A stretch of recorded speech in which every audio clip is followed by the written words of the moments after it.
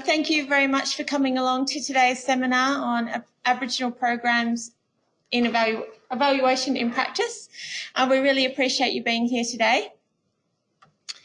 It's really great to have so many of you in the room, and we've also had about 30 or 40 people online listening to the webinar today, so it just shows what an important topic people think evaluation and Aboriginal programs are, so it's great to have so much interest in this area.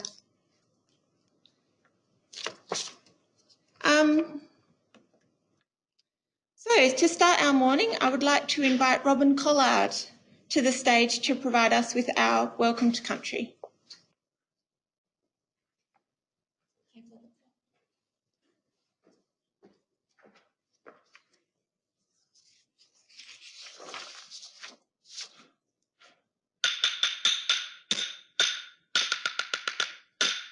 Good morning, my name is Robin Collard and I am one of many traditional owners and custodians of this beautiful land that we stand on.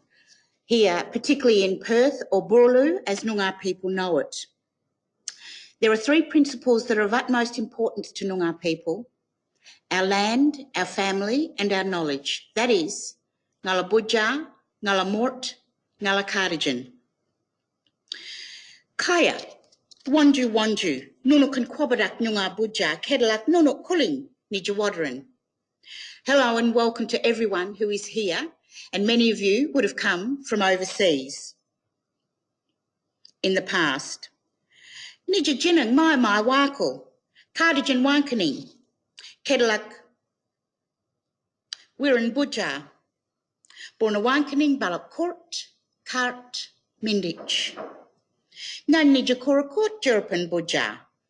Welcome to the sacred ground and the home of the rainbow serpent, the creator of the Noongar dreaming and all of the culture, language, stories, knowledge that belongs to this land. I bring the eucalyptus leaves to encourage peace and harmony, and also for their medicine qualities when our hearts, minds and bodies are sick. Ngalak ni wankaning, we listen to the stories. Jeranija, Jiljet nganing bui, Zamia koya minyit, Mira, Yanjit jarali yaranbit, Mayas. Jeran is the Noongar season of adulthood, and it covers the months of April and May. So we gather that the cool nights are here and the winds are coming from the south, and we can see those flying ants when they're around. We see the beautiful red eucalypts that are flowering at this time of year. The she oaks and the banksias start to display their flowers. Traditionally, foods at this time of year had been collected and stored for treatment, particularly from the Zamia palm. The poisons in this would have been leached out and soaked in water, dried,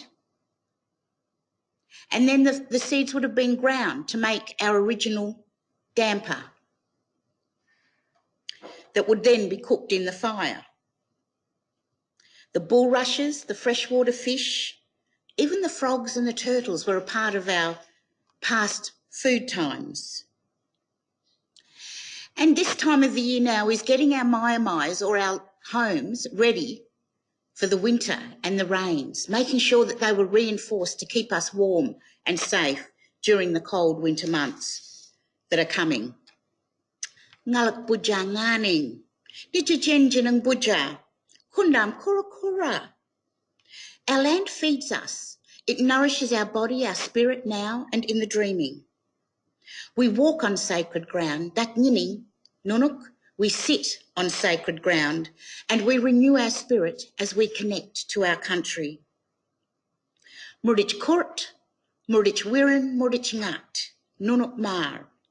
Strong hearts, strong spirits and strong self as you bring your life-giving skills and knowledge to other people with your healing hands, strong hearts and your goodness. Kedla kura winyan brunich. There may be a time when we are humbled and on our knees. Nunuk murich, but you are strong and solid. So we ask that the good spirits be here today and that this ceremony is always conducted with dignity and respect. So, guide our words and hearts and be kind and respectful to each other here on our journey in Wajak Wujja, particularly during Reconciliation Week, where we acknowledge our stolen generation and also our contemporary future about how we behave with one another. Yunka. Thank you.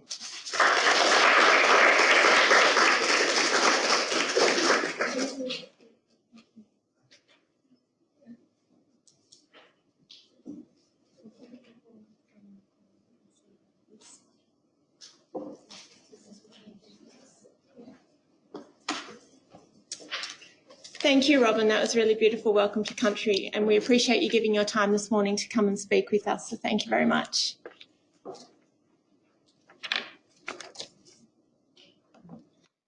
So before we get started, just a bit of housekeeping.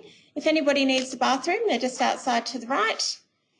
We will be taking some photographs today, probably to put on Twitter and those kind of things. So if you do not want to be in a photograph, please let one of us know. Telephones, if they could please be on silent or off. And if there's an emergency, we'll just make our way back through the front entrance where you arrived and cross over the car park and meet on the grass near the lake. And just to let you know that there will be morning tea at around 10 a.m.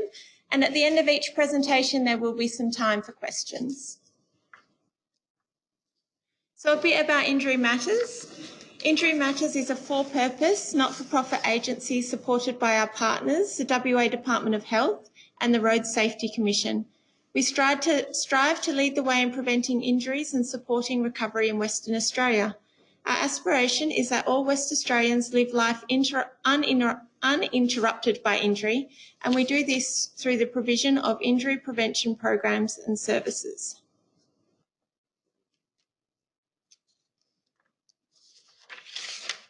So we have three main programs at Injury Matters. We achieve our mission through three core programs. These are Stay on Your Feet, Road Trauma Support and No Injury. Road Trauma Support is a statewide service providing free counselling sessions for anyone affected by road trauma, regardless of when the incident occurred or what level of involvement the person had.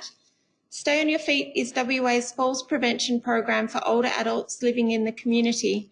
Stay on Your Feet aims to reduce falls and fall-related injuries among older adults living in the community and encourage confidence in independent living. And the third program is No Injury, which aims to enhance the capacity of people and organisations to deliver evidence-informed injury prevention and community safety activities.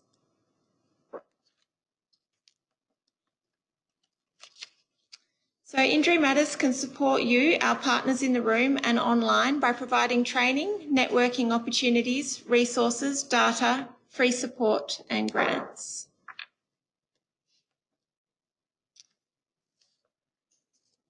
Today is one of the ways we partner and support you, our colleagues, but we are also here because, as you can see, the rates of injury are disproportionately higher among Aboriginal people. By coming together at events such as this and by learning from one another, sharing our knowledge and our ways of working, this can help us to continue to create environments which support good health and prevent injury and reduce harm.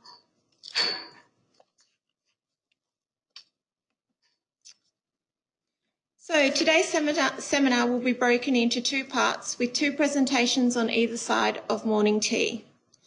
So without further delay, I would like to thank Deanna, Robert, Wayne, Fiona, Josh and Shannon all in advance for coming here today to share their knowledge with us all.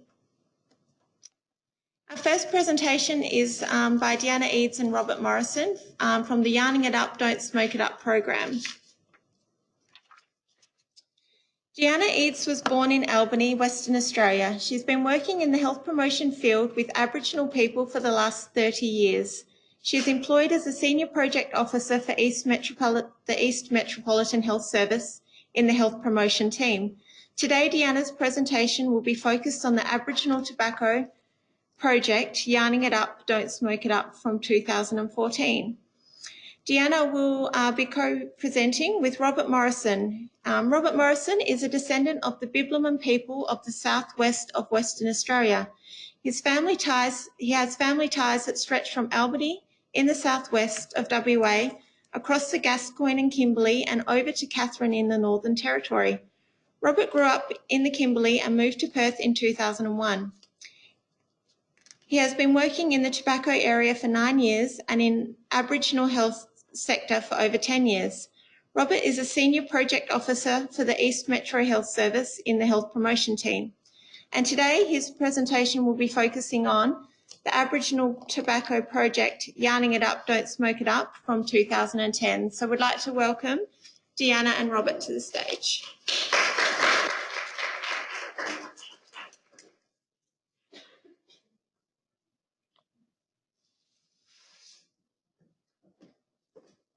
It's just click on it.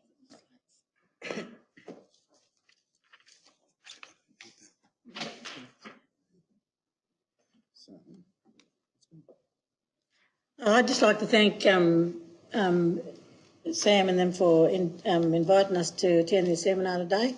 It's really great to be able to stand up here and talk about all the hard work that you've put over many years into such programs as Aboriginal Health. And it's really great that I've been working alongside Robert for the last 6 years now doing this program, the Yarning Up, Don't Smoke It Up program. So we're just going to go back a few years now and talk about all the hard work that's been done and the evaluation that's taken place over that time. So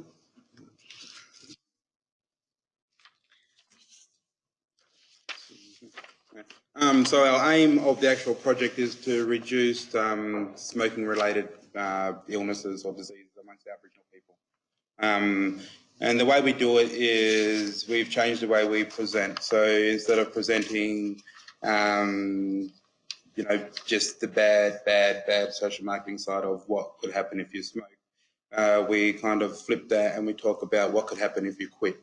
And so right there is our model, and it's tied up with our saying to change the mindset that the possibility of quitting tobacco is the actual possibility, and you can do that. And there's 4 stages to it, and it also consists of 4 different types of smokers that we come across in the community. So everything is placed into there. why Aboriginal community and tobacco? The metropolitan Aboriginal population, East Metro Health Service is 12,738 people, which is 2.2%. South Metro Health Service is 8,116 people with 1.5%, and North Metro 6,359 is 1%. 1%. There's about 41% Aboriginal people that smoke in the population, and the census was taken in 2014 to 2015. And that still remains, the gap still remains the same between them and non-Aboriginal people, with 28 to 30%.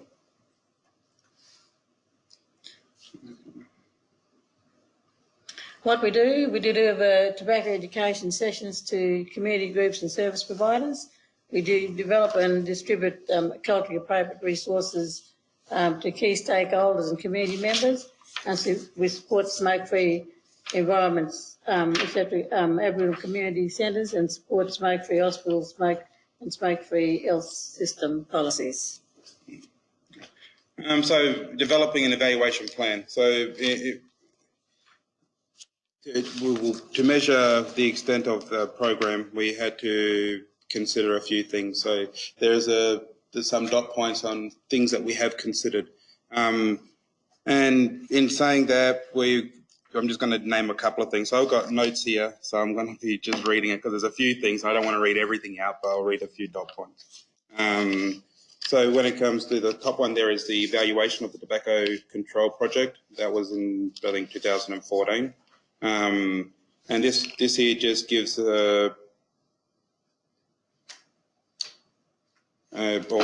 recommendations, what we have been doing up until 2014, and it just gives an outline on tobacco control here in Perth.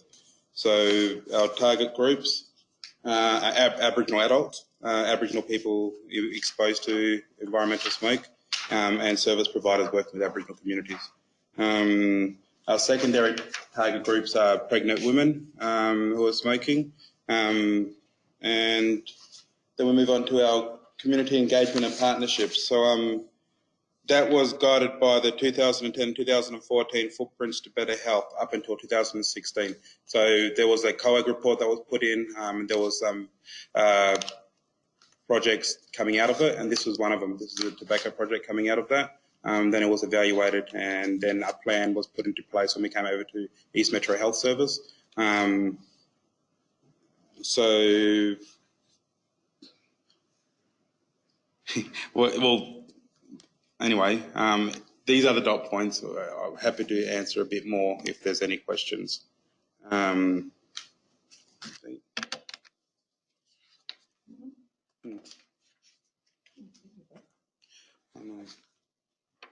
Right, this is a bit funny standing like this, but the implementation plan and outputs. The outputs, we deliver culturally appropriate, young and smoke-free workshops to community members and service providers, and we promote and develop culturally appropriate, smoke-free local resources for community and health professionals.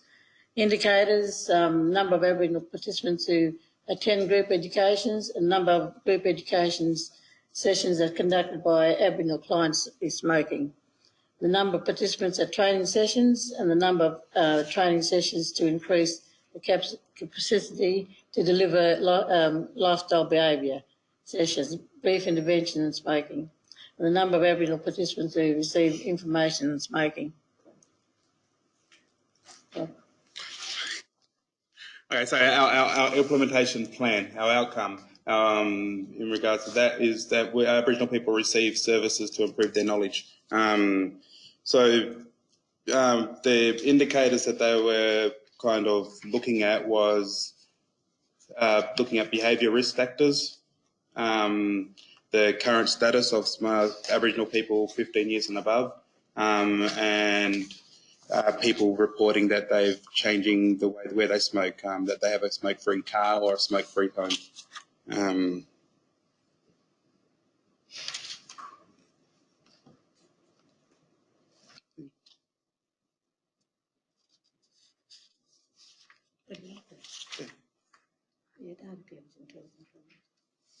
Okay, so how we do this? So there is pre and post surveys that we give out, and that helps us understand if there's an increase in knowledge, and also data is collected throughout each of our sessions, and because we are led by the community, if there's something that is in one session that we may have forgotten about or whatever that needs to be added to our presentation, then we will continually change our presentation to fit what community group that we're talking to, which is the Aboriginal community. And it's all done on a scale from 1 to 7, just so we could see before and after our sessions. What we've achieved with outputs, we only have done smoking education sessions from July 2016 to 2018. We usually get our sessions evaluated every 6 months and our reports done, so we haven't got the 19 one done until June this year. But the community, we had 42 sessions and we had 338 participants. Current smokers, 187, that's 55%. And service providers, we had 40 sessions with 333 participants. Resources distributed was over 3,000 resources distributed metro-wide. And we send them around to all our regional places as well when they ask for them. And this is only from 2016 to now when we came over to East Metro. There's a lot more information from 2010 up to 2016 when we were with South Metro. Okay, so what we have actually achieved. So this is 73%. In this 2 years, 73% of our participants have improved knowledge when it comes to understanding tobacco and its effect on the body. 55% of our participants report that they are smokers, and 56% currently say that they smoke outside their house or outside their car. And this is only for Metro. This is some of the resource packs that we take around to all our sessions and that to pass out to people, and it's a good thing to go and give a lot out to committee members as well.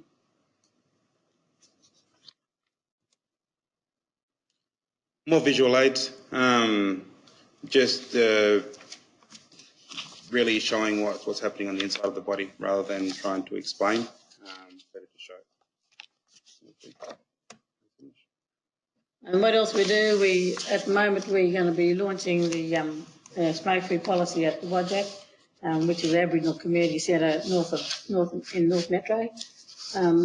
Our partnerships were North Metro Health Service, City of Stirling and ACOS, also with YIU. We do ongoing young education sessions, and we collected baseline data. We've done the audit, surveys and reports with recommendations, and we developed the YIU Clean Air policy, and that was done with community members around that area. And we support environmental changes, which is smoke-free signs, smoke-free areas, and post-evaluations to measure the change. But it's been a real good process. This is the first Aboriginal organisations that's got a smoke-free policy in Perth.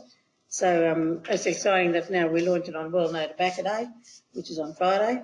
So it was a really good process, but we had to go and do a lot of hard work a year and a half in advance to build that rapport up so Aboriginal people come on side with us to actually go down this track.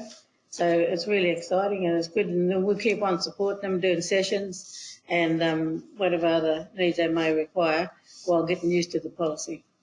Another thing is we're supporting smoke-free hospitals. So there's the Navy City project, and we go along, and our partnership there is within our team, Cancer Council, and we've done 4 sessions, over 40 nurses attended, and we're hoping to go more into hospitals. And more than 400 or 500 resources have been passed out throughout the hospitals on East Metro. But because this tobacco project doesn't only cover East Metro, it covers the full metro area, and there's only 3 of us. And that's it. So what I'd like to say with developing the evaluation plan, with all those dot points that Robert is talking about, there's so much information that's included in there, and we've got copies that we can give out to you so you get a better understanding, because as you can see, I'm not used to reading up here. We usually go out and do sessions and we just go straight ahead with it and we do it. But with this evaluation, it's taken us back 2 and 3, 4, 5 years as far as that goes. And we've got notes that we can hand out to you if anyone wants any information, because there's a lot that you go through. And with the Adding Up Don't Smoke It Up, we evaluate our sessions. Every time we have a session, it gets a pre and post done. So it's ongoing, and it's been going like that for the last, ever since 2010 when Robert started, and then I started in 2006. So there's a lot of hard work that's put into it, but when you're sort of putting it on paper, it's hard to sort of read from it, unless you're sort of in the moment and you're doing the things yourself. So, but yeah, we can give you some information if you need it. But there's a lot of stuff that we didn't cover that's got a lot of guts in it that people need to understand about. Yeah. So thanks very much for listening. Thank you. Okay. Does anybody have a question for Deanna and Robert? No? Sorry, we'll just get... I can say quickly. For the webinar people, yes. I was just wondering, for the community sessions, service provider sessions, how you recruit people to come and attend those sessions, or is that through organised groups? Right. Well, it depends. So when it comes to community sessions, we look to see where there are existing groups that are already running, and then we work with whoever's organising or managing that particular group to go in and provide a health information session. So that's how we get into the community. We also have flyers that we just have, barbecue day sometimes. Like we had one in Pinjarra a couple of months ago where we had community members just come for a barbecue, as well as receive information on how tobacco affects your body. When it comes to service providers, we try and tap into service providers that have a lot of clientele that work in Aboriginal communities. So if they're already in the Aboriginal community, we work with them, and then they will introduce us to the group. So another way, like what Deanna says, is we have to get into the workers first, and they need to promote us to their clients. They need to promote us to the wider community. So if we go in and we do a session to the service providers, and then it's really up to the service provider to promote what we do and make us a road into a community group or. And with community members, it's really good to go out and do face-to-face. Let them know that you're coming, and go out and face-to-face ones work better than trying to send out flyers, because flyers don't really work as far as I'm concerned. And with community, with service providers, we some of the service providers they say, I don't think your program's for us, and you have to be really, really determined that you want to get the message out to your people. And I used to always go and say to them, have you got Aboriginal people working with you? And if they say yes, and the majority do, and I say, well, this program is for you, and you need to go and come into our session to see what it's all about, so you can go and promote it more with community members. So it's always good not to just go and take a no for answer. You just have to push it a bit and make sure that people are on the ball with you, because it's all about getting the message out to our people. And smoking is high on the agenda right across the health, right across the whole lot of the chronic diseases. So, you have to be really consistent. And with the service providers, they're really good, and they usually book us in for, every 6 months, because we don't like to just go back to one organisation or one community group. Yarning Up Don't Smoke It Up's been really fortunate that we have got a whole range of people right across the metro now that we have contacts with, but we always make sure that they got new members when we go back to them, not the same group all the time. But if they want us to go back and do a review with them, we're always willing to go back and do that as well. Like the Peter Material Foundation, they push about 50 students through their department every year, and we go there every 6 months to go and do a session with them. Now it's a regular session we do. So, and it's really good to go near these young kids that's coming off the street, and he deals with a lot of hard case kids that are on drugs, and they could be on a variety of other things. And the time they walk out of that place, they've skilled to go out back into the workforce, and they've got a system put in place where they have got places where they can go and work. They work with mining companies. So it is good that we can go out there and support and help in some way to go and get these kids on the right track. And the same with all other things that we do with our community events. With Wajak, for instance, we open to go and do another one down south, down around Langford, hopefully in the near future. But with Wajak, this policy has been a really highlight, and has just shown that we had one girl. I just have to tell you the story. We had one lady sitting at the table when we first went there, and she said, because she's a smoker, and she said, I don't think, this will work in our community. Well, I said, you know what, you can talk for yourself, but you can't talk for the rest of the community. And since we had that policy we started putting the policy in place, she's actually come up to me the other day and she said that she's quit smoking. So it just goes to show, you just have to go and talk to people and tell them, that you see the big picture, and if they want it, they'll fall in line. If they don't want it, they'll just go and do their own thing. And this is what this model's all about. When Robert does a presentation, you can really see the detail of the Yarning Up Don't Smoke It Up model, because the section that he talks about, it really sort of brings people in, and they can see where their pathway is leading as far as trying to quit smoking. But yeah.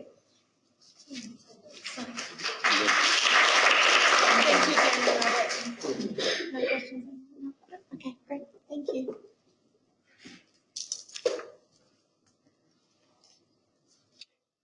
So our next presenter is Wayne Ryder. Wayne is a Noongar man originally from Northam who works as an Aboriginal community worker for Palmerston, Perth. Wayne has been working for Palmerston for 15 months and is very passionate about the work he does and the important work that Palmerston Perth undertakes within the community. So I'd like to welcome Wayne to talk about the TRIO program.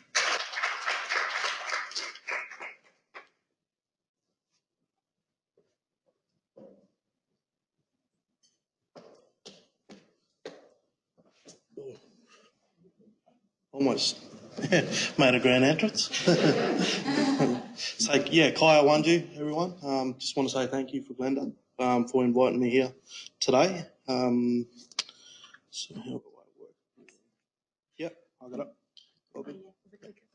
So yeah, Nala Karich Noongar Kiang Kadak Nijabuja. So I just like to acknowledge Noongar people as true custodians of the land. You know, my people, I'm proud to live and work on this land, this great land that we have today. And I'd also like to pay respects to our elders, past, present and emerging, and especially the elders in the room today. Just a bit about Palmerston. Palmerston will celebrate its 40th year next year, so it's been around a while. Over the last 4 decades, Palmerston's built a proud record of innovation and service to provide a service to people affected by alcohol and drugs. Palmerston is a leading and respected not-for-profit organisation supporting people with alcohol and other drugs in Western Australia. So we're WA based. Our counselling services and everything's pretty much free. It's free to everyone, and we do offer confidential, and everyone's welcome at the service. So our services, just our assessment and referral. So everyone's welcome. You can self-refer. You can get referred in by other services, doctors, GPs, mental health services. Anybody that's affected by alcohol and drugs, you can come through.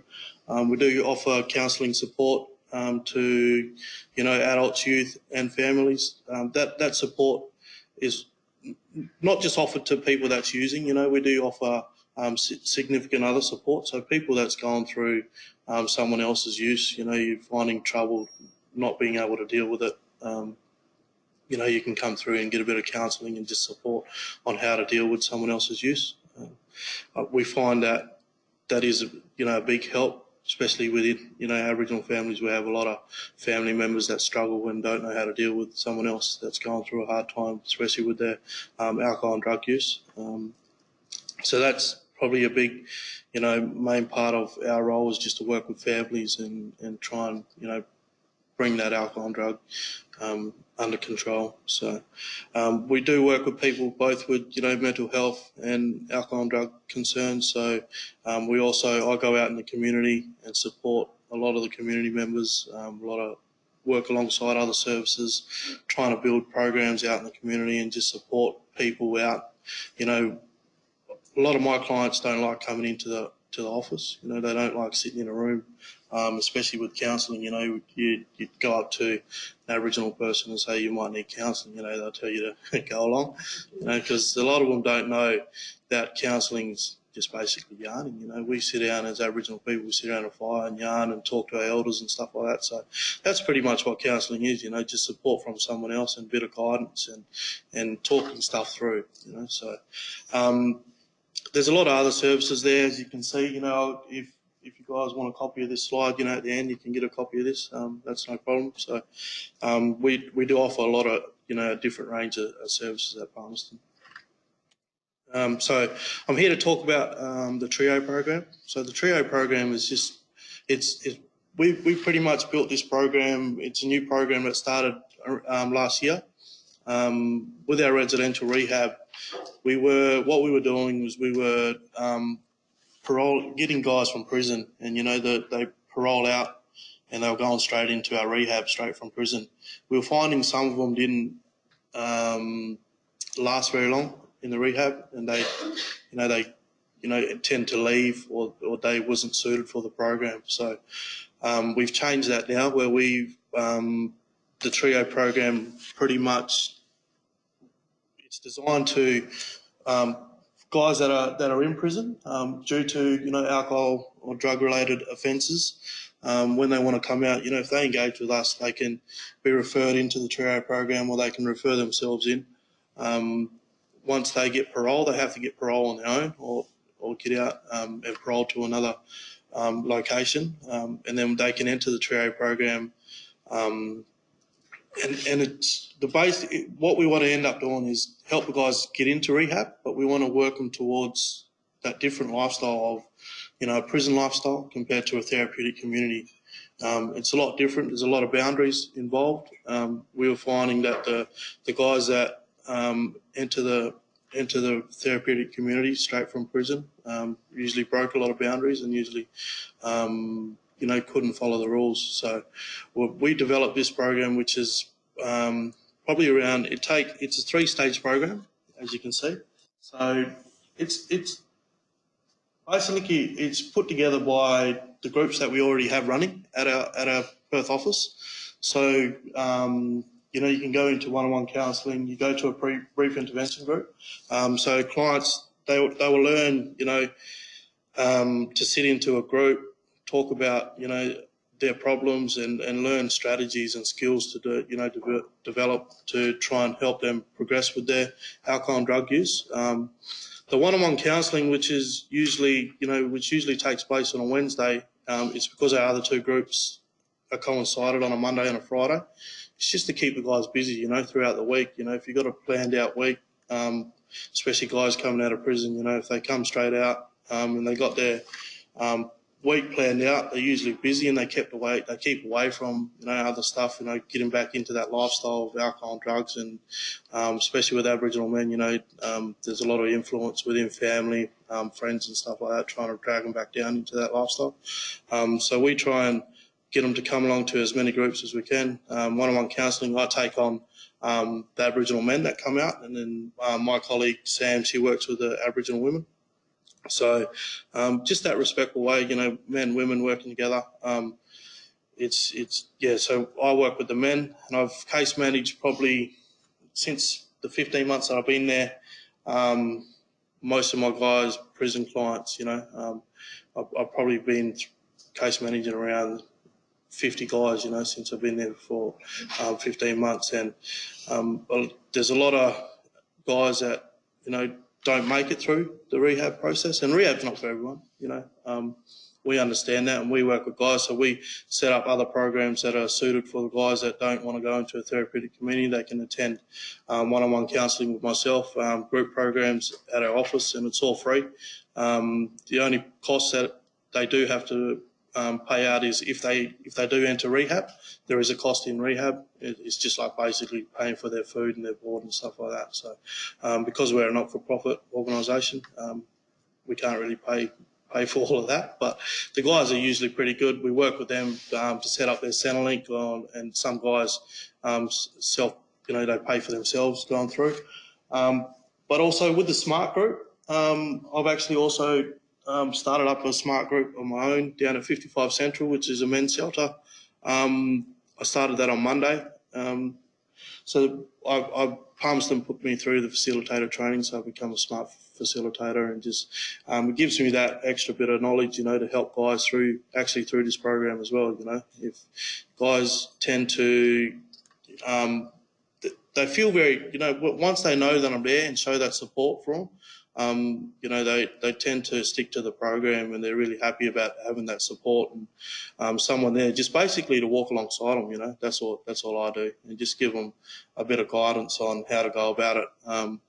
Because from I don't mind saying, I'm an ex-user as well, so I've got lived experience. So for me to step into this role and to help others that go through a similar lifestyle that I've been through, they tend to show a bit more, confidence and stuff within me, and tend to stick with the program a lot more. So we found that that's been really successful with myself. So from once they go through the TRIO program, so as you can see, and we spoke about, the main objective is to get guys into the rehab process. So once they finish the TRIO program, which is usually around 6 weeks, they can be, I'll send them over to our assessment team for the rehab, and I'll just case manage them along the way. If they want to go into rehab, they'll do an assessment, and then I'll help them get together whatever they need to enter our rehab, and then just work with them over a time frame once they get into rehab. And when they do get into rehab, I'm also there helping them while they're down there, because I go down to the rehab twice a week just to check up on the guys. I run a yarning circle down there on a Wednesday night just to make sure the guys are feeling comfortable, because a big transition, especially from prison going into a therapeutic community, there's a lot of changes, a lot of boundaries, a lot of rules, so guys just having that guidance and someone there to talk to about any problems, it's pretty good.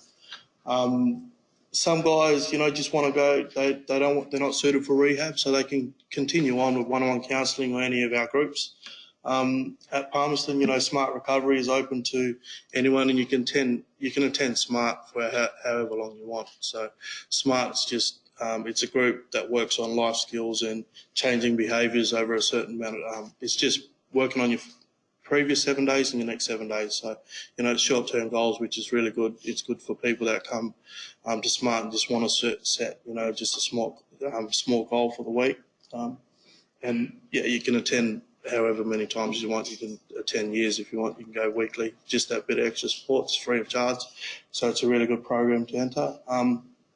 And yeah, clients some of them usually pick up strategies and stuff like that pretty quick, and they usually go go out on their own. They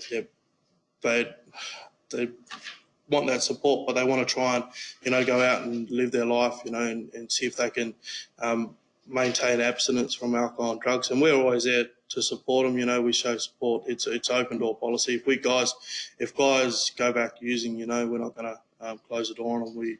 I always tell my clients, it's an open door policy. If you use, don't be ashamed to tell me, because that's what I'm there for. I always tell my guys the support is there. And if you use, that's what we're there for. We're there to help you get over your using, and we're trying to change that cycle of guys coming out of prison, getting straight back into that lifestyle, and then ended straight back up in prison.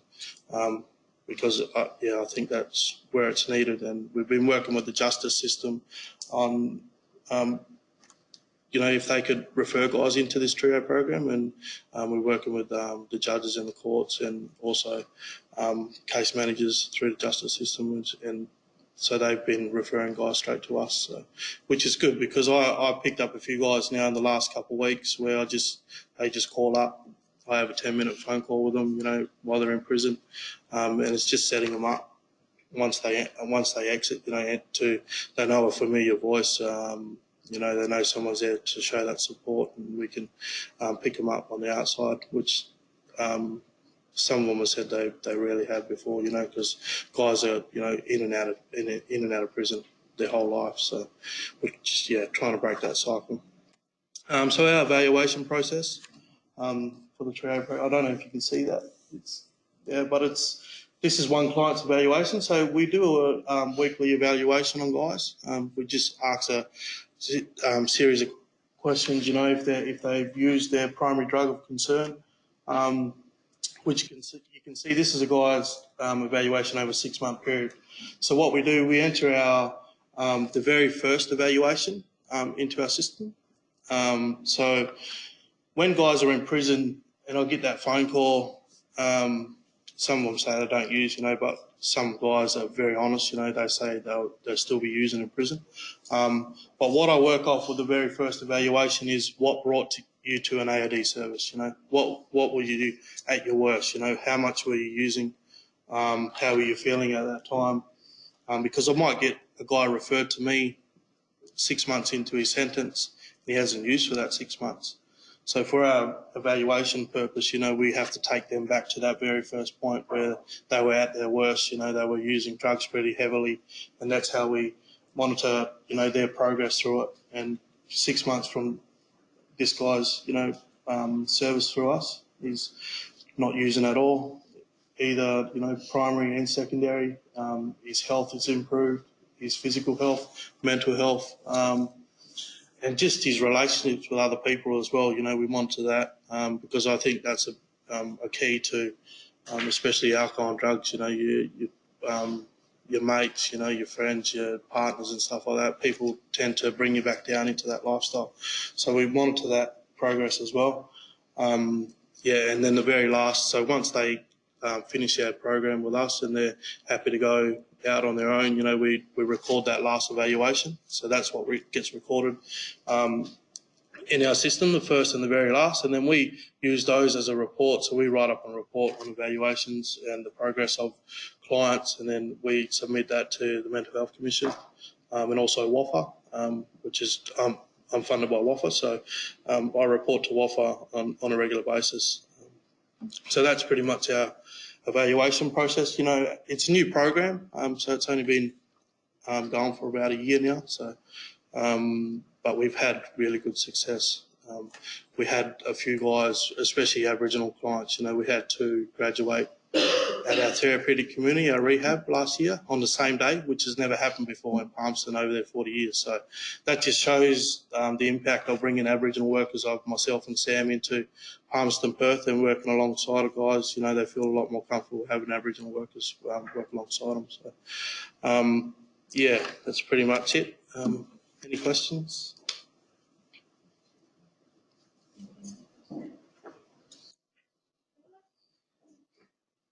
That's great, thank you, Wayne. No worries. Oh, there was, yeah. It's just a question about how much support you get. Like, do you have a version of clinical supervision or reflective practice because you're, you know, working in quite an intense way with the people that you're working with? Yeah, I get clinical supervision once a month, and that's with my supervisor. And also, I go out and find supervision with other. I pick an Aboriginal male that's a bit older than me, that's been working in the health sector a bit longer than myself, and I go out and get supervision with him once a month as well. So it's just that debriefing and talking with guys about what I'm going through, because it is hard, you know, working with guys in this area. But for myself, you know, that helps me. I'm very passionate about what I do, and I love what I do. So I get up every morning and come to work, you know, looking forward to going to work. Whereas previously, myself, you know, working in construction and stuff like that, was just getting up to go to work to earn money. Whereas I get up to go to work to do what I do and help people now. So the clinical supervision, yeah, is very important, and I'll make sure and I do that every month. Wayne, I have a question. Just in regards to, you said the success of the lived experience, has that been captured elsewhere, and is that being done across the board in the other WAFA programs that are being supported? Yeah, so this program is probably like 10% of what I do. I do a range of different stuff, you know, for one-on-one counselling, programs, going out supporting guys at the rehab, as well as building programs out in the community and very community-based, you know, going out in the community. So I'm currently in the process of developing an Aboriginal Health Festival, which will be run at the end of this year, which has come along really well. That's another program I've been working on really hard, and it's up and coming, which is, I think it's going to benefit, you know, the whole community of Aboriginal community of Perth, and also the service providers in Perth. So that's coming along really well. So. Great, thank you.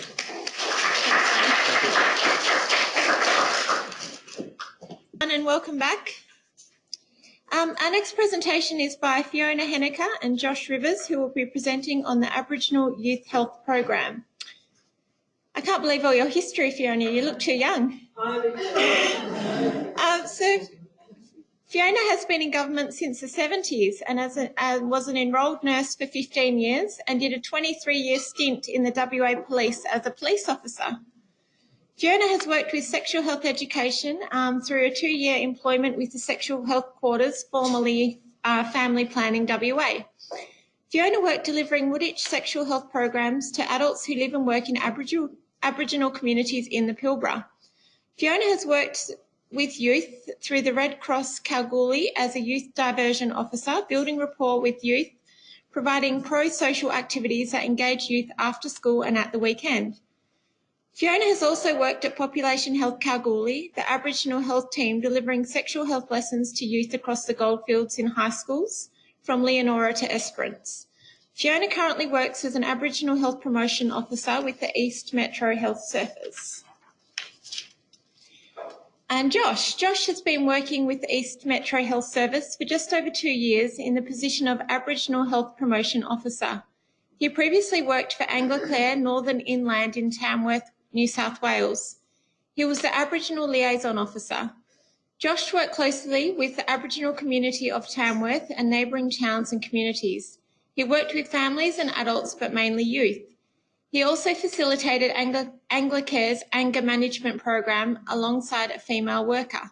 This program was for prisoners, mainly young offenders between the ages of 18 and 25. Before Anglicare, he worked in a WA maximum security prisons, Casuarina and Heneker, as well as Wooroloo Prison Farm as a prison support officer. The majority of inmates were Aboriginal men under the age of 25 years. We would like to welcome Fiona and Josh for their presentation.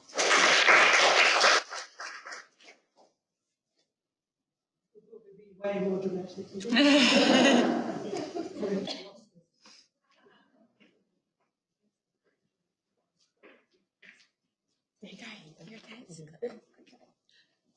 Okay, that clicker.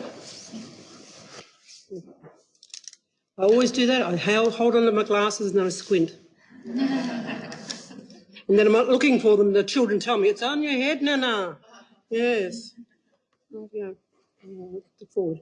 So that's just a picture of ourselves, some of the children that we've worked with. We just would like to respectfully acknowledge the past and present traditional owners of this land on which we are meeting the Whadjuk Noongar people. We pay our respects to the elders, past and present, and future emerging ones. And we always say future emerging ones with our youth, because they need to know that they've got to get there. You know, and if nobody says the words, then they don't know. So, would you like to do that one? Yeah. So our aim in our program is to increase Aboriginal youth awareness and the knowledge of risks associated with these topics that we cover: alcohol use, tobacco use, risky sexual behaviour, and to promote health-seeking behaviour. So these are the three main subjects that we do when we go into high schools. We cover these topics, but that's just like a basic outline of what we do. We also talk about healthy relationships with families, choosing right partners in life. You know, I know some of us make mistakes, but it's... Oh, you didn't make a mistake. You married the right girl. Oh, yeah. Maybe she made the mistake. Yeah, so I'm telling you, wait till Pearl is. Yeah, so this is what we do. So the youth Aboriginal group that we're talking to are 12 years of age through to 15. Sometimes we'll have older 16s and 17-year-olds, but mainly they're year 11s and 12s. And if there's an Aboriginal student who's doing their on task in year 11 and 12, then we say to school, don't interrupt them unless they would like to come, you know, because we don't want to be a barrier for them if they miss out on their part of their curriculum. Engaging through the schools has been our most effective way, so building relationships with the adults that have young Aboriginal students under their charge through their programs like the Clontarf Boys Academy, Deadly Sisters. I think that's through the David Wirrapunda Foundation. So we're working with those sorts of foundations wherever they are in schools, and they're quite happy to give us their time. Where they don't have those programs, we're working directly with the school, and so we're talking to key people through sending out a letter, pro forma letter, saying this is who we are, this is what we offer. If you're interested, get in contact with us. And we work on the principle, those that respond, we work with. Yeah, those that don't respond, we'll try them next term, or the term after, or the year after. So it's all good. We'll get everybody soon. So working with the young people in that regard. And I just add there, these subjects that we cover, speaking from an Aboriginal household, these are some of the subjects that we don't talk about in our families. And some of them are like, I guess, taboo in some areas, like sexual health.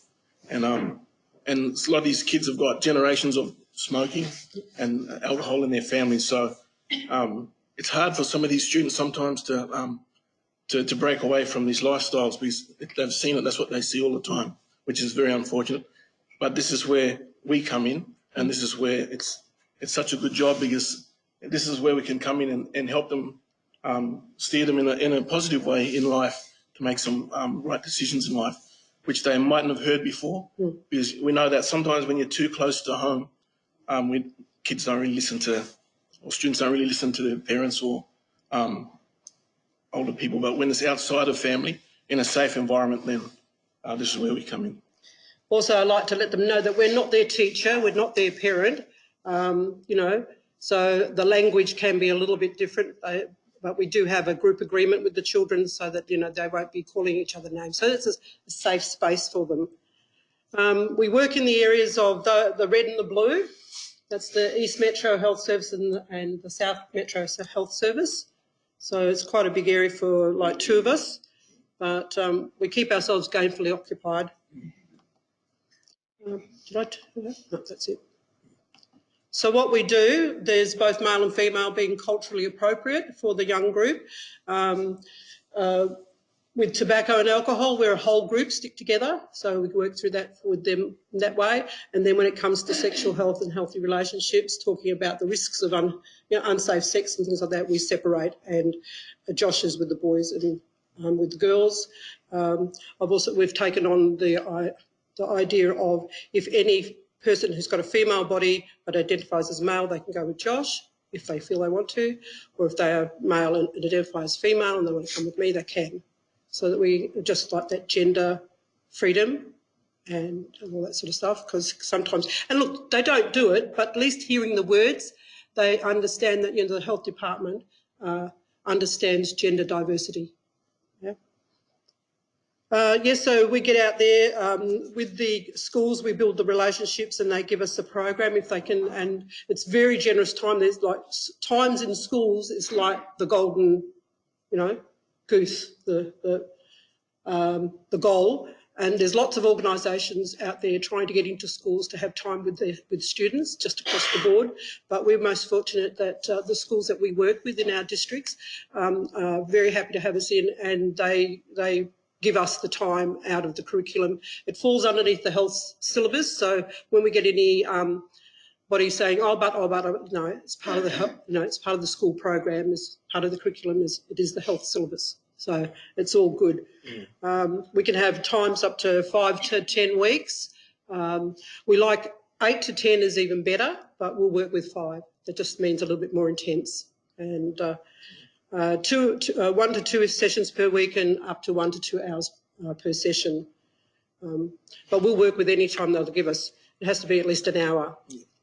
This is how we engage with the youth through Aboriginal staff in the schools, group work and group agreement, which you mentioned before. Food, we know that food's the way to a man's heart. So, and it's also a way to a kid's heart. It's through food, and they love it, you know. Artwork, different artwork, which you'll see later. Some schools ask us to do artwork. We bring an artist in with us and do murals or paintings on the wall of Aboriginal designs. Yep, content. Youth love art as well. Rap songs. We have a rap artist that comes in. Some of you guys might have heard of him, Truth. He comes in with us to different schools and does a program in with us. And Aboriginal youth love rap. So they're all ears when he's in. He's Australian born, isn't he? Yeah. His parents are Burmese and he's very, very dark, and the kids just kind of meld with him so well. Yeah, connects. You know, even though he's not Aboriginal, he is of an Indigenous peoples. Yeah. You speak their language to it, rap. Oh yeah. Rap music. So they love him, and they'll do a couple of weeks with him, and then they'll make a rap in the school, and at the end he'll record it and give it back to the school, and yeah. The kids. And one of the things with engaging with youth, I think it's important for us anyway, although I think it's the energy that we bring to it. So like if just, not that I argue with my husband, just say I might have argued with my husband, I leave it at the door at home, I come to school, come to work, and I put on this persona of the work person with the energy that goes with it. so that, you know, just like when we fell in love for the first time, everyone, we were so smiley at that person who just caught our eye, you know, barely chirping for them and like that. That's how we are with the children. We have that. We have that, and I speak personally for myself, but I know Josh feels the same. We do have a love for the Aboriginal students, and they get it. When they are coming into our sessions, we're at the door welcoming them. They have to tell me 3 million times their name. I really should do name tags, but it doesn't matter. Anyway, greeting them, shaking their hands, saying you can call me Nana Fee. And then quite a few of the young people will come, hi Nana, and give me a big hug, because it's building that relationship. We're coming from a space of love, of care and affection for young human beings, you know. And to share this information is such a privilege, because as Josh alluded earlier, you know, some of the families just don't hear that conversation at all. Mums, dads, nanas, pops, aunties and uncles are often absent because of whatever they're doing. So young people don't get the family support or the family conversation about, you know, drinking alcohol, smoking and you know, having boyfriends and girlfriends and things like that, you know. Don't rush, take your time. So that's what we bring to our sessions each time. And each time we brief up, you know, have a briefing together before we do it, and then afterwards we have a debrief with that as well. How did it go? I reckon it was great, you know, sort of thing. So it's important. Some of the personal stories, we give a little to get a little, so we're willing to share information about ourselves, even as when you're dealing with young Aboriginal youth, wherever you're going to be working, you know, give a little. Yeah, my name's so-and-so, and yeah, I was born in Adelaide, or I was born in, you know, something like that. A little bit of give and take, because, you know, Aboriginal people, we're interested in where you come from, and we ask about you. Who are you and who's your mob? You know, so it's about that interesting. We're not interested in like jobs and money and things like that. It's about who are you and who's your mob and how can I relate to you? Yeah. So it's that's the most important part. Yeah, we have just on the guest speakers part, we have a lawyer from Legal Aid which comes in to us and speaks to the kids about consent and the law. Yep. And the age where you can be, well, age 10 when you can be charged. That's it. And we just talk about the consequences of, for example, filming fights in school, sexting, sending nude pics, things like this. And a lot of them don't even know the consequences that they can face since they're 10. But this is why we bring the lawyer in, because it's really interesting. And they're quite shocked, really, because their content, their exposure to law is dad or mum or uncle or auntie are in prison, you know, for whatever reason. You know, they're in prison. And so we talk about that healthy relationship of, you know, in everybody's families we've got people in prison for whatever reason. But, you know, you've got to choose how you're going to live, you know. Are you going to become like uncle, go to the prison that make you a man, or are you going to do such and such like auntie to make yourself a woman? You know, just sort of challenge their perceptions that they might already have in a kind and loving way, you know. But, of course, we can be a little bit more cheeky with them, so it's quite lovely. Visual materials, we sort of work with family tree, so part of the relationships, who are you in your family? You know, who do you belong to? And part of the mental health picture and story is your family don't give you permission to leave the planet. You know, you're not allowed to hurt yourself, hurt other people, or like kill yourself. So, you know, we get in that conversation early because our children don't hear this, you know, so it's important. In a big family, so sometimes not enough branches on the tree. That's it, yeah. And also some of our children, they really don't know who their what their family tree is like. They might know mum and dad and nana and pop, but that's about it. And I say, look, it's okay to talk to those people and say, who else is in our family? Get to know your people, you know, because they're totally absorbed in technology now, aren't they? I don't, seriously, my grandchildren have got more technology than me. This is some of the artwork. This was at Yulbrook College in the library wall there.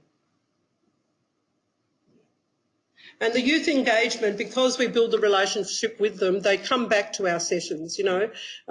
As much as we've been given the time by the school and an area to work in, it's still up to the students. You know, they vote with their feet. So, you know, it's about making ourselves way more attractive than anything else, and then they, you know, they'll walk to us all the time. Yeah, so it's really good. I was at Macca's the other day, and I think one of the Melville senior high school students actually came and saw me and said, "Oh, hi," come and said hello to me. I said, "Good on you, mate," and I was so pleased this Aboriginal kid got a job in Macca's. Yes, and it's the little things about that, so that make a big difference. So consideration for evaluation. The first two, they were before our time. That's what created our positions and the work that we do. So I inherited it without knowing it, yeah.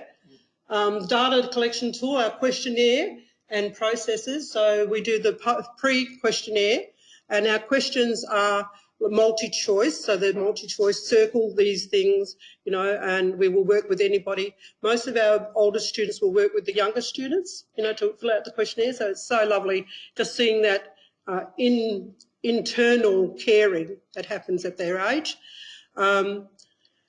We also, we do, each session we have with them, we don't actually do a questionnaire, but we're definitely checking out the children to sort of see where they're at, how you're going, how you're travelling, that sort of stuff. Anything that's, we said anything that's, upset you or, giving you a bit of concern, do you need us to explain it a bit more? So give them that. But if we, a couple of students over time, they've come and told us things about, a little difficulty or problem or something's happened in their life, and we've been able to stepstone that through our contact person at the school, through to the deputy principal in charge of that area, and then help has been gotten for the children.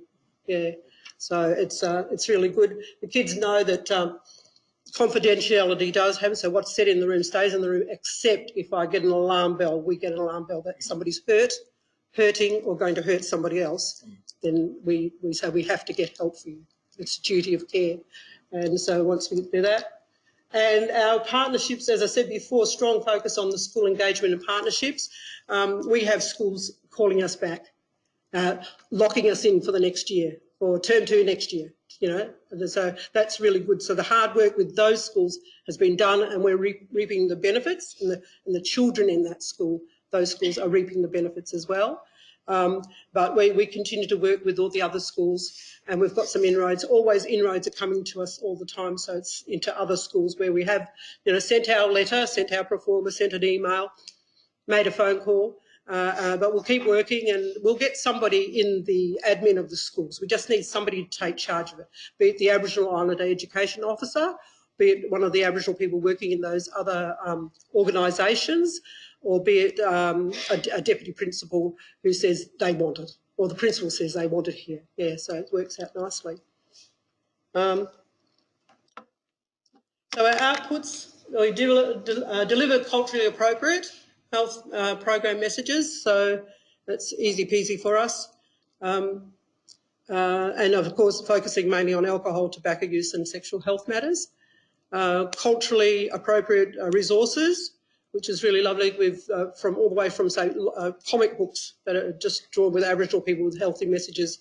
We get to give those out to the schools in their library, or even to the kids to take home, so that maybe somebody else at home might read it. We provide formal and informal opportunities to improve young people's knowledge of the health services that are out there. That there's always somebody out there that can help you, and just sort of get them to expand, like who are 2 people maybe in their families they could talk to, who are 2 services that they know that they can go and talk to, if for themselves or for their friends or for a family member. Also talk to them about, if you've got concerns for your family members' alcohol use or smoking use, maybe you might like to just let them know, there's a quit line. I said, but it's about being brave, because, most times children won't speak up because they're going to get a, because adults don't like being told by children that they should do something.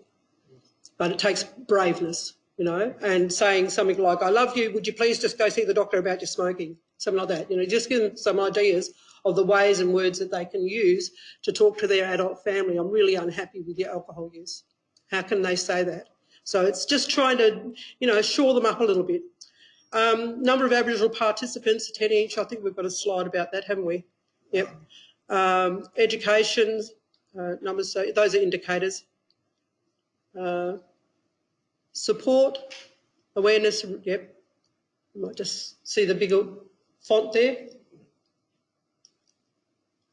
Aboriginal youth receive support services and increase their awareness and knowledge of risks associated with alcohol tobacco use. Like I was saying, is at the end of each session, we just let them know who's out there for them to be able to engage with in the community, whatever they're going through. Exactly. One of the things, the last dot point down there, proportion of Aboriginal participants between 12 and 17, they report the intention to never smoke. So it's forming that one link in their brain and that memory, and every time they say it, it rebuilds that memory of, yes, I made a decision when I was 15, I'm never smoking.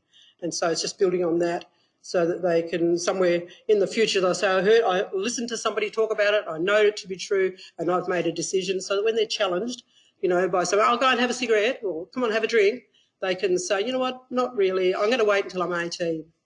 You know, just empowering them to have those words to say. And as I always say to them, you don't have to be rude, crude, vulgar, or absolutely nasty to anybody. Just say your own personal truth.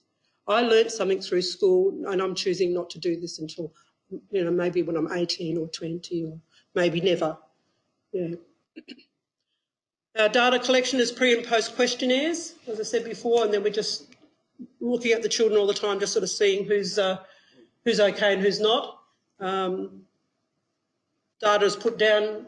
You enter our data, don't you? Yeah, it's every 6 months. Yeah. And we just report who did the pre's forms and who did the posts, and if they're thinking about smoking or not.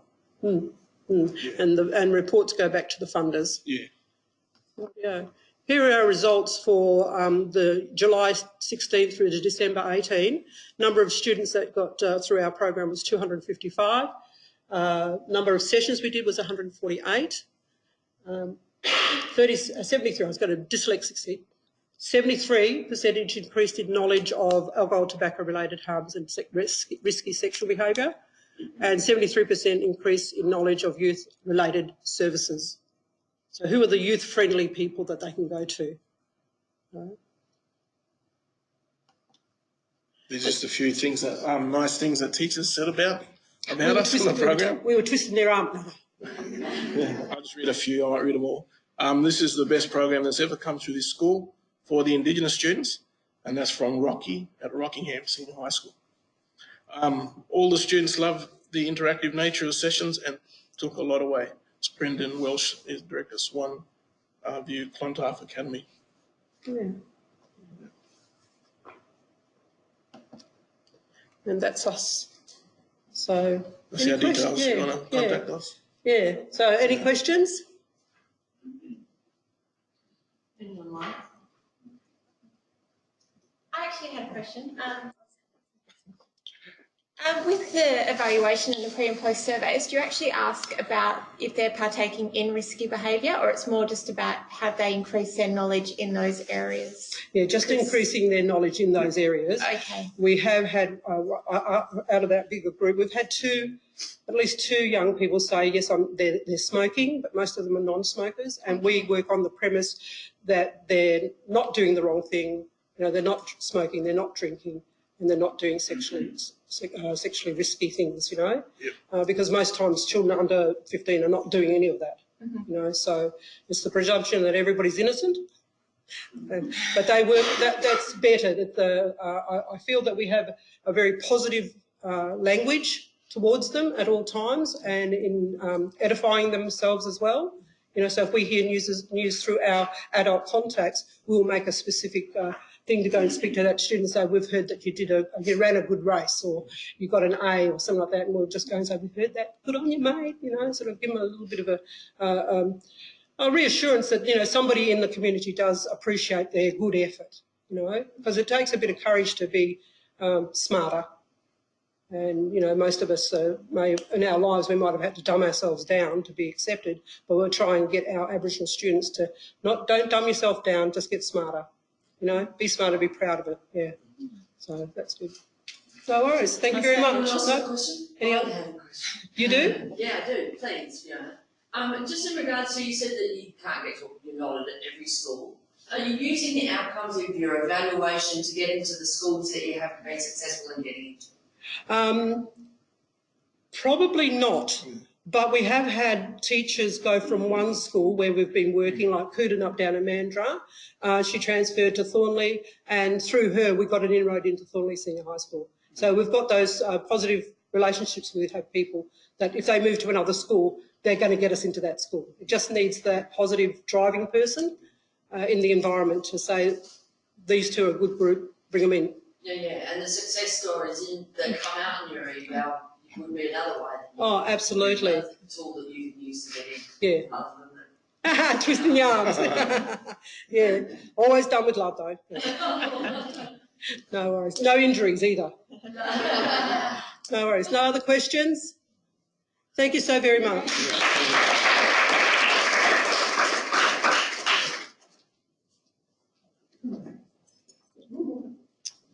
Great. Thank you, Fiona and Josh. That was really informative. Okay, so the next presentation we have is by Shannen. Shannen Vallesi is a research officer at the School of Population and Global Health at the University of Western Australia. She completed her Bachelor of Health Science in 2014 and has been working with the university ever since. Shannen is currently undertaking her PhD. Her research is underpinned by a passion for reducing health inequalities through real-world relevant research, specifically around addressing disparities for some of the most disadvantaged people in Australia. She is involved in a diverse mix of research and knowledge mobilisation, with increasing focus on the need for more upstream and joined-up solutions to address complex social challenges such as homelessness, Aboriginal wellbeing, social isolation and health inequalities. So we'd like to welcome Shannen this morning.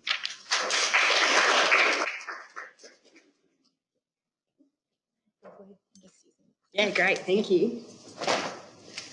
All right, thanks, Glenda. So before I start, I just want to acknowledge the traditional owners of the land in which we meet today and acknowledge leaders past, future and emerging.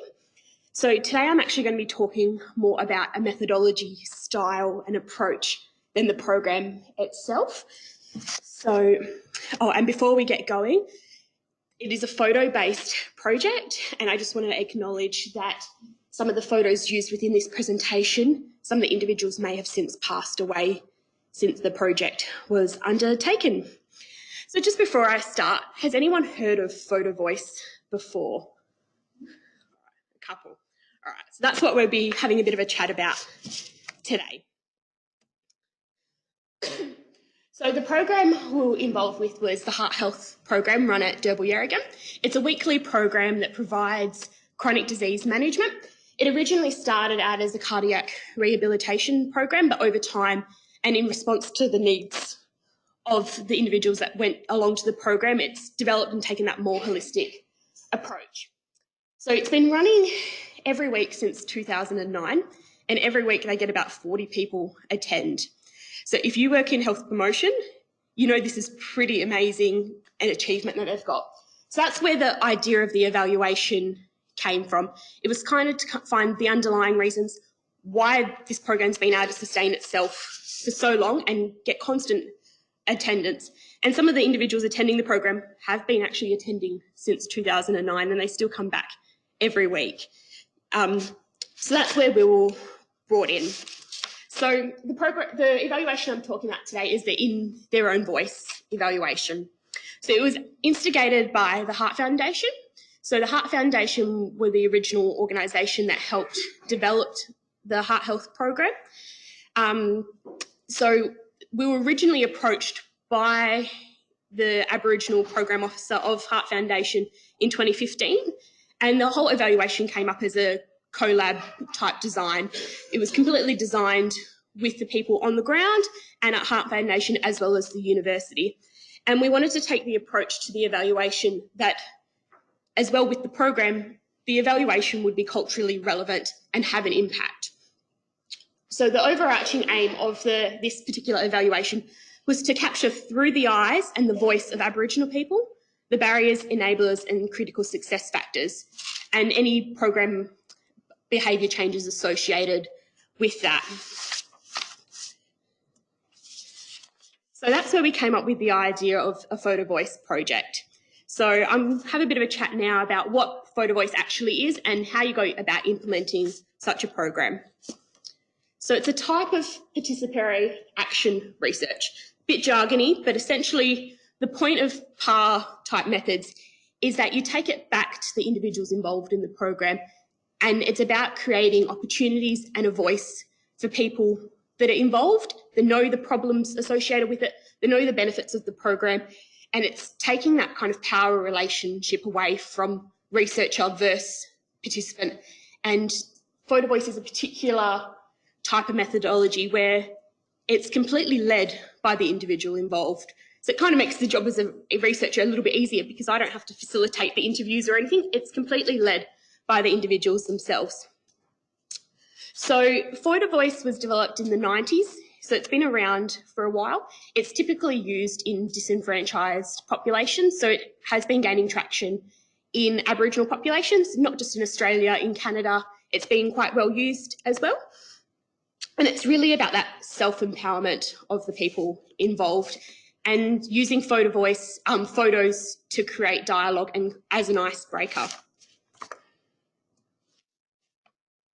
So why use a evaluation method like this? It's based on the idea that a picture is worth 1,000 words. So rather than coming in with a predetermined survey with an idea of how we want people to answer it, we put kind of loose topics out to the people that were involved in the program and be like, hey, we just want to know why you come. What have you learnt? What changes have you made? Can you take some pictures of what's important to you? Why is the heart health program important to you? So it then kind of, again, brings the onus back onto the individual themselves about what's most important to them. So while photo voice has been an amazing experience for me to be involved with, there are some things to consider. It is very time consuming. Cameras and equipment do cost money.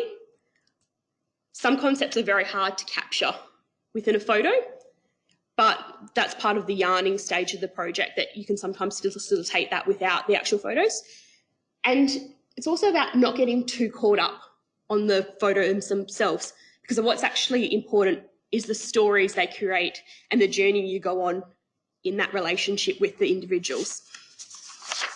So a colleague actually recently went overseas and took a group of students to do a photo voice project, and the students were running it with, I think they were in Sri Lanka, with the locals there, and they got so caught up in trying to take the perfect pictures with the individuals that they actually lost the meaning behind the stories and why the issues were important to the people on the ground. So yeah, you've got to have that little bit of a step back and actually think why you're doing what you're doing and what you really want to find out, not just have an artsy photo at the end of it. So PAR is an approach rather than a set methodology. So I don't know if anyone can read that, the font's quite small. But overarching is 3 kind of key themes.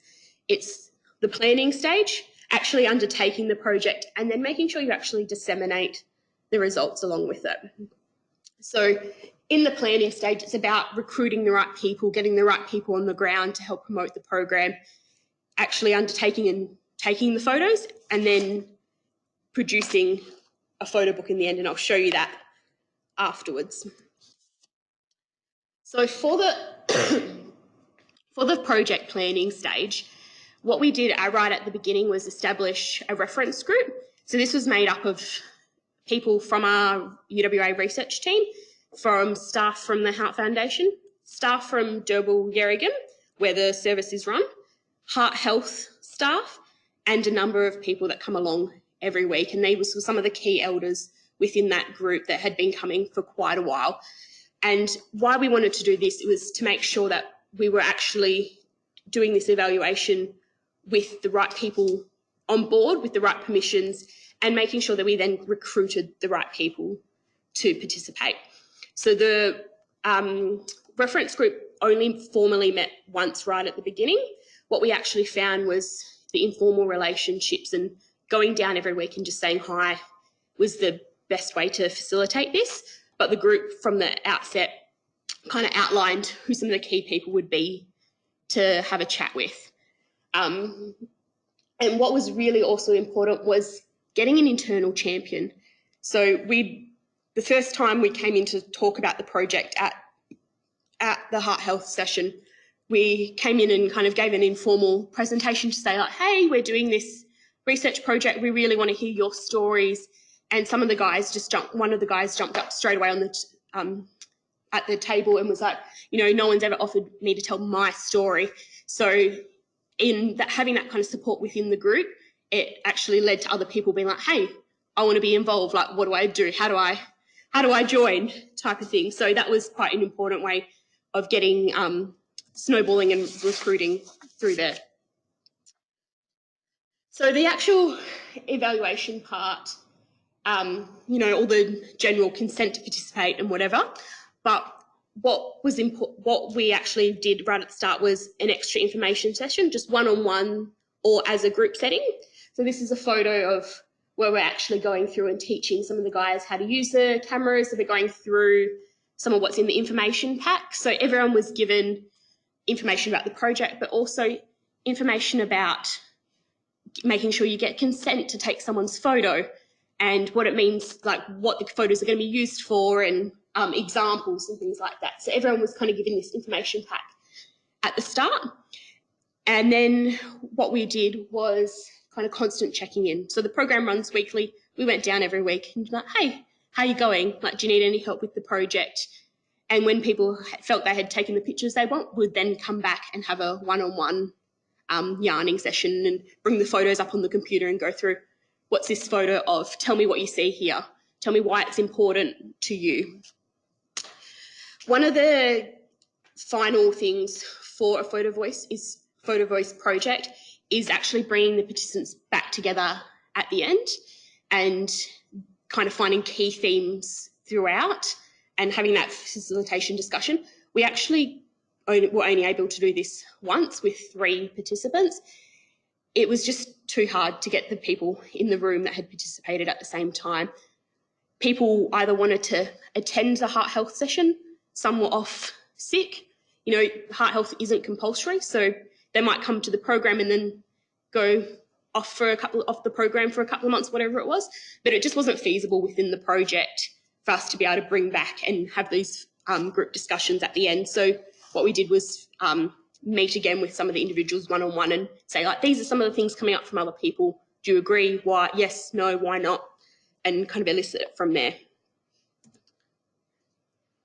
So I've only got one example of the actual photo book with me, and I'm happy to pass it around after this. But this is just a screen capture of what the final product looked like. So we had 3 key questions for the project. One of them was, you know, have you shared any information about the project with anyone else? So what we did was, from the interviews, we found those key themes. We found some of the pictures that kind of tied in with this topic and a few of the key quotes. And that's how this Photo Voice project is kind of created for the, I suppose, the key output associated with it. So I've put my slides in the wrong format, so a few of them are going a bit kooky with the text. So with this type of project, it's not about just creating a report that goes on a shelf to the few key funders or whatever else. It's about actually taking multiple approaches to get the information out there. So reporting back to the individuals involved in the program.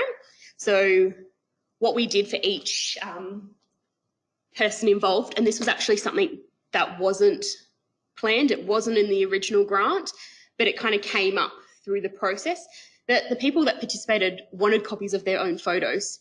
They'd taken a lot of them of their families, because family was one of the key reasons why they came to the program. So what we worked with individuals, and we created these little individual photo books for people with a copy of all their photos. So there's a photo of a couple other ones there.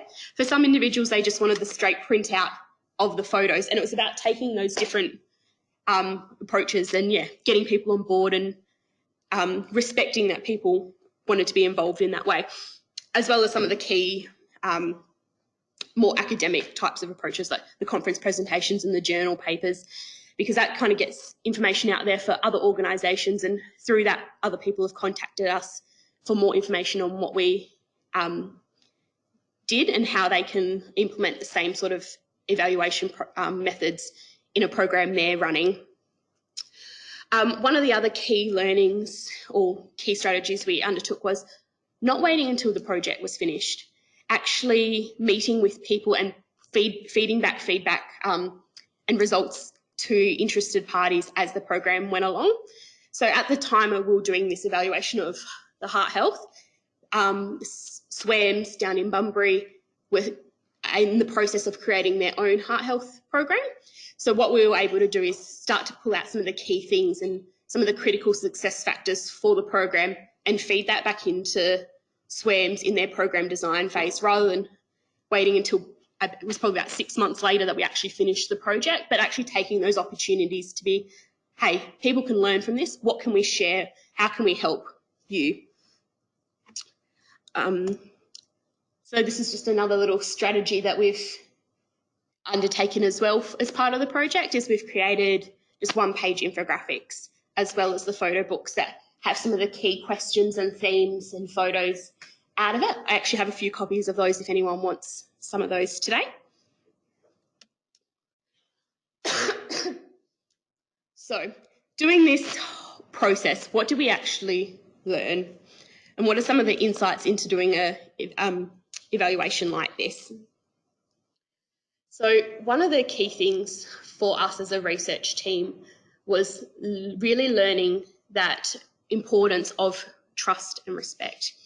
Before we started this program, we spent about 3 months down at Derbyl on the Thursday attending the program. Before it even started, just to informally meet with people, make individuals cups of teas, you know, serve morning tea, whatever it is, just to get our faces out there and be like, hey, let's have a little chat, just 30 seconds here and there or whatever it is, just so that, you know, people don't feel like you're coming in as a researcher and imposing this evaluation on people. We wanted really for people to want to own the project and want to be involved.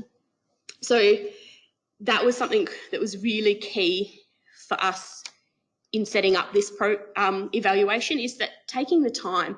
And again, it is hard to plan for something like this if you've got a set, you know, budget and a set time frame to do an evaluation, but we wouldn't have got the stories and we wouldn't have got the buy-in from the people themselves if we hadn't taken that time and got the respect from some of the key elders in the group.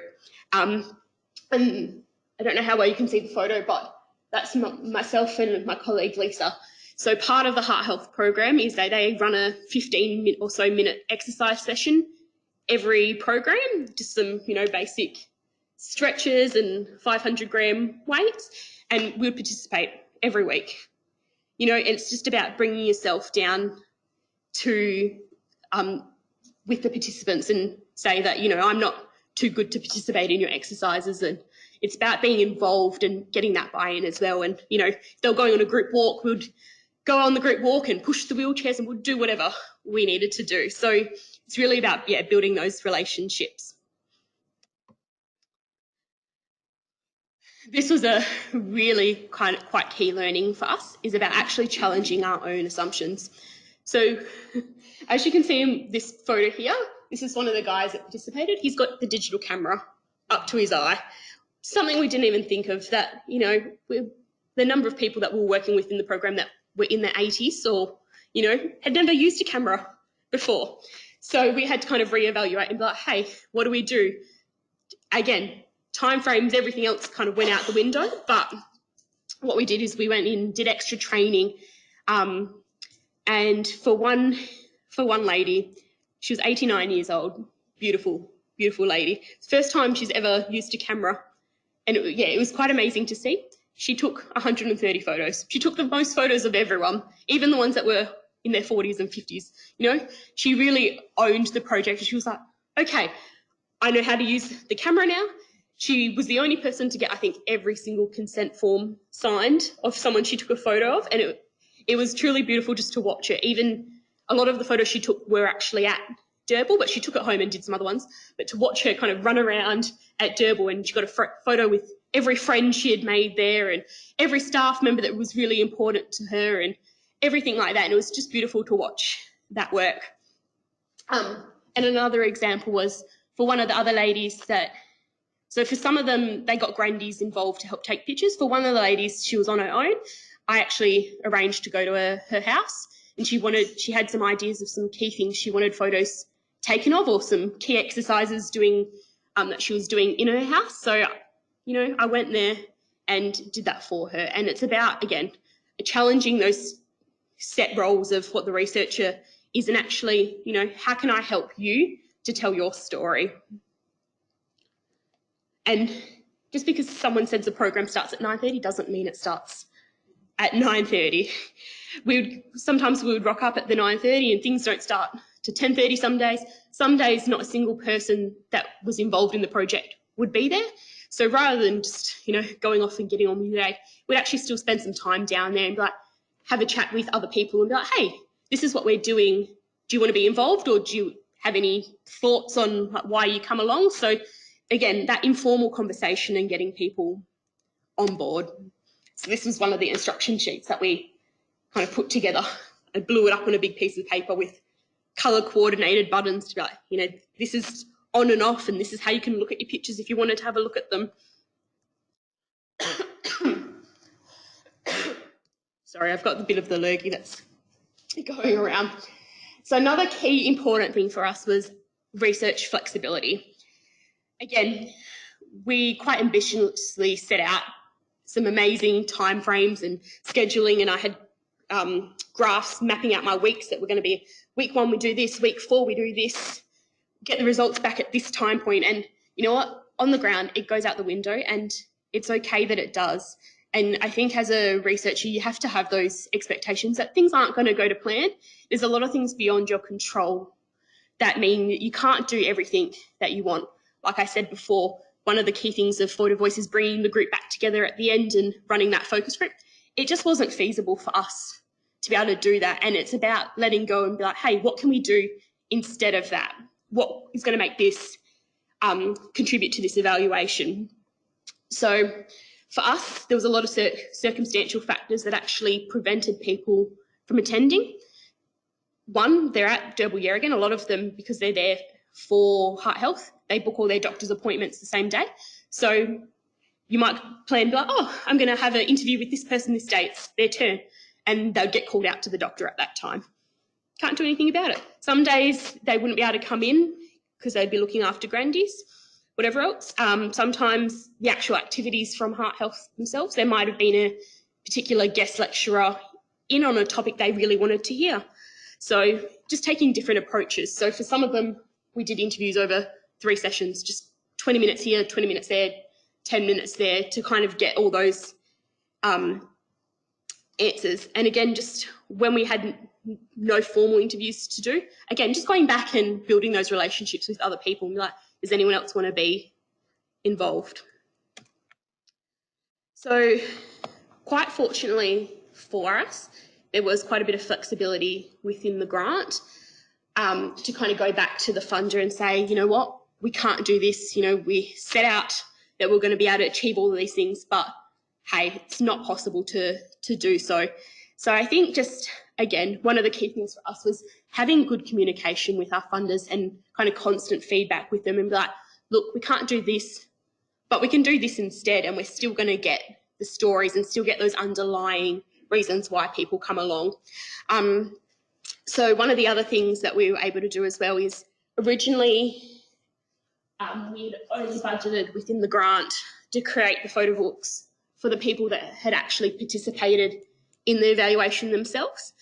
We're able to kind of get another UWA impact translation grant to be able to get some additional fundings to actually produce books for everyone that came along to heart health. And it was about buying in and kind of giving back and saying, like, you participated in this, but here's, and a lot of people, they're actually in the photos in the book as well.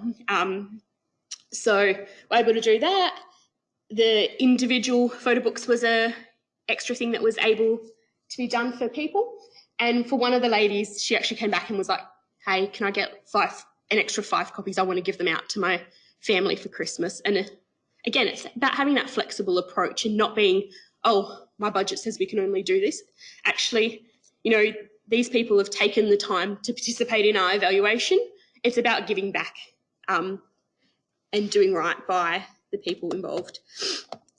So I think overall, by actually taking the time to invest in relationships and get the trust of the participants will actually, and by using a different type of methodology that actually empowered people to tell their stories and to let them take complete charge of where the interview went, what they wanted to talk about. And sometimes it was completely irrelevant to heart health, but it's relevant to why they as an individual have ended up coming here. So, yeah, it's about kind of taking those approaches and letting it go where people want. So I think, yeah, by doing all of this, we've actually been able to achieve a lot more than what we could have if we've come in with a set, structured interview guide or a survey. So, yeah, that's just a bit about this particular project we did. Yeah.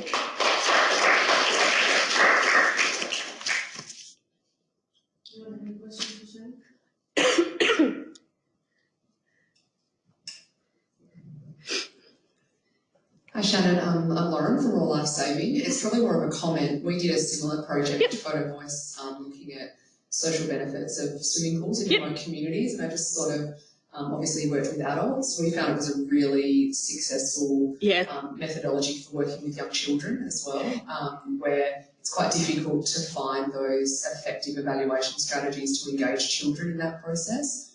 So it's probably just a comment as well that we found it very effective in working with children as well. Yeah, absolutely. That's actually where the idea originally came from. So Lisa, my colleague, had been over in Canada, I think, at a conference, and she met a lady working over there in the youth sector, and they'd done quite a few youth programs on attitudes toward tobacco and attitudes towards nutrition. And it was something that once we started looking into, we realised that it can be used in the adult populations as well. And that's, where we kind of brought this particular method in from there. Any other questions? Great, thank you. No worries, thank you.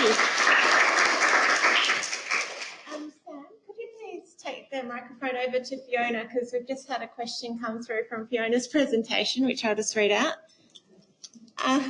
Sorry to put you on the spot, Fiona.